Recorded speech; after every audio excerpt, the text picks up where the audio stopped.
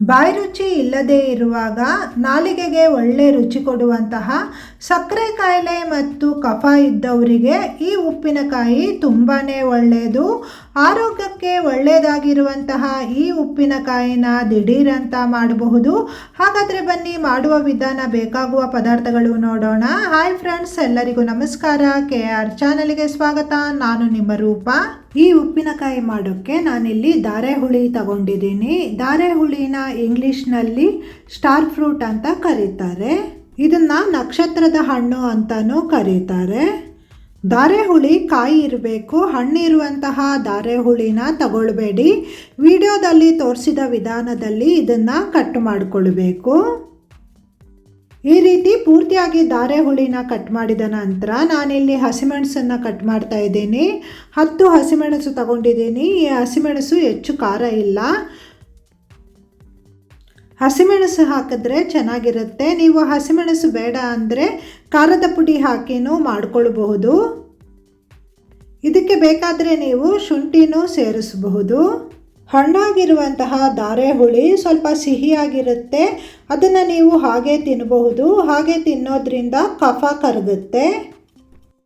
ಇದಕ್ಕೆ 1/4 ಸ್ಪೂನಿನಷ್ಟು ಅರಸಿನ ಪುಡಿ, 2 ಸ್ಪೂನಿನಷ್ಟು ಉಪ್ಪು ಸೇರಿಸ್ತಾ ಇದ್ದೀನಿ.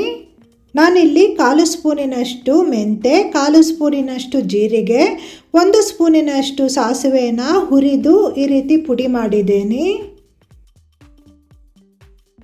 ಈ ಪುಡಿನ ಈಗ ಧಾರೆಹುಳಿಗೆ ಸೇರಿಸಬೇಕು. ಈ ಪುಡಿ ಹಾಕೋದ್ರಿಂದ ಉಪ್ಪಿನಕಾಯಿ ರುಚಿ ತುಂಬ ಚೆನ್ನಾಗಿರುತ್ತೆ. ನಂತರ ಇದಕ್ಕೆ 1/4 ಸ್ಪೂನಿನಷ್ಟು ಇಂಗಿನ ಪುಡಿ ಹಾಕಿದ್ದೀನಿ. ಇದಕ್ಕೆ ಮುದ್ದೆ ಇಂಗು ಬೇಕಾದರೂ ಹಾಕ್ಕೊಳ್ಬೋದು. ಮುದ್ದೆ ಇಂಗನ್ನು ಬಿಸಿನೀರಲ್ಲಿ ಕರಗಿಸಿ ಹಾಕ್ಕೊಳ್ಬೇಕಾಗುತ್ತೆ. ಈ ಎಲ್ಲ ಪದಾರ್ಥಗಳನ್ನು ಈ ರೀತಿ ಚೆನ್ನಾಗಿ ಮಿಕ್ಸ್ ಮಾಡಬೇಕು. ಒಮ್ಮೆ ಈ ರೀತಿ ಚೆನ್ನಾಗಿ ಮಿಕ್ಸ್ ಆದ ನಂತರ ಇದಕ್ಕೆ 1 ಸ್ಪೂನಿನಷ್ಟು ಖಾರದ ಪುಡಿ ಹಾಕಿದ್ದೇನೆ.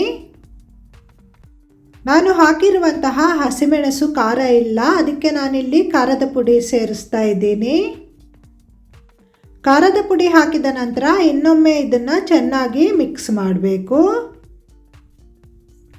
2 ರಿಂದ 3 ಗಂಟೆ ಒಳಗೆ ಇದು ಚೆನ್ನಾಗಿ ಊರುತ್ತೆ. ಚೆನ್ನಾಗಿ ಊರಿದ ನಂತರ ನಾವು ಇದನ್ನು ಉಪಯೋಗಿಸ್ಕೊಳ್ಬಹುದು. ನೋಡಿ, ನಾನಿಲ್ಲಿ 3 ಗಂಟೆಗಳ ಕಾಲ ಆದ ನಂತರ ತೋರಿಸ್ತಾ ಇದ್ದೀನಿ. ಇದು ನೀರು ಬಿಟ್ಕೊಂಡಿದೆ. ಇದನ್ನು ಬಾಟಲಿಗೆ ಹಾಕಿ ಫ್ರಿಜ್ಜಲ್ಲಿ ಇಟ್ಟರೆ 1 ತಿಂಗಳು ಇದನ್ನು ಉಪಯೋಗಿಸ್ಕೊಳ್ಬಹುದು. ಹೊರಗಡೆ 1 ವಾರ ಇರುತ್ತಷ್ಟೇ. ಇದು ಧಾರೆಹುಳಿ ಕಟ್ ಮಾಡಿ ಉಪ್ಪು ಖಾರ ಹಾಕ್ಕೊಂಡು ಹಾಗೂ ತಿನ್ನಬಹುದು. ಕಫ ಕರಗುತ್ತೆ ಇದನ್ನು ತಿನ್ನೋದ್ರಿಂದ. ಆರೋಗ್ಯಕ್ಕಂತೂ ತುಂಬಾ ಒಳ್ಳೆಯದು. ಧಾರೆಹುಳಿ ಇದ್ದರೆ ಈ ರೀತಿ ಟ್ರೈ ಮಾಡಿ ನೋಡ್ತೀರಲ್ವಾ. ಆರೋಗ್ಯಕ್ಕೆ ತುಂಬ ಒಳ್ಳೆಯದಾದ ಧಾರೆಹುಳಿ ಉಪ್ಪಿನಕಾಯಿ ನೀವು ಮಾಡಿ ನೋಡಿ. ಹೇಗಾಗಿದೆ ಅಂತ ನನಗೆ ಕಮೆಂಟ್ ಮೂಲಕ ತಿಳಿಸಿ. ವಿಡಿಯೋಗೊಂದು ಲೈಕ್ ಮಾಡಿ, ಶೇರ್ ಮಾಡಿ. ಧನ್ಯವಾದಗಳು.